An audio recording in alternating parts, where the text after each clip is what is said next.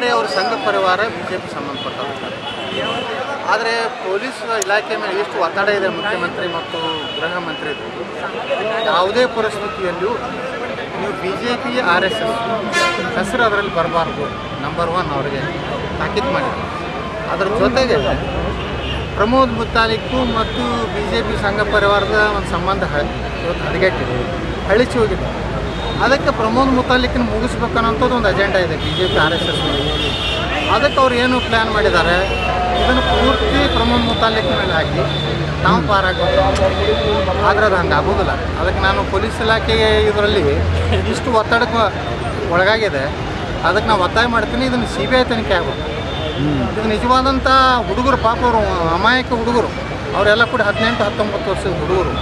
ಅವ್ರ ಬಳಿ ಈ ರೀತಿ ತಪ್ಪು ಭಾವನೆ ತುಂಬಿ ಅವ್ರಿಗೇನೋ ಹಣದ ಆಮಿಷ ಒಡ್ಡಿ, ಇವತ್ತು ಈ ಧ್ವಜ ಹಾರಿಸಿದ್ರೆ ಇಷ್ಟು ರೊಕ್ಕ ಕೊಡ್ತೀವಿ, ಒಂದು ಮುಂದೆ ಅದನ್ನು ಮಾಡ್ತೀವಿ ಇದು ಮಾಡ್ತೀವಿ ಅಂತೇಳಿ ಪಾಪ ಅವ್ರಿಗೆ ಗೊತ್ತಿಲ್ಲ.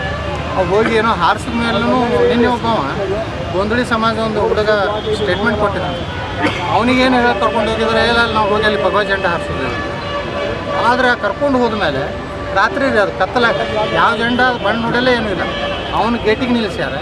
ಇವರು ಕೆಲವೊಂದು RSS ಮತ್ತು BJP ಸಂಬಂಧಪಟ್ಟರು ಧ್ವಜಸ್ತಂಭದ ಮ್ಯಾಗ ಏರಿ ಧ್ವಜ ಹಾರಿಸ್ಯಾರ.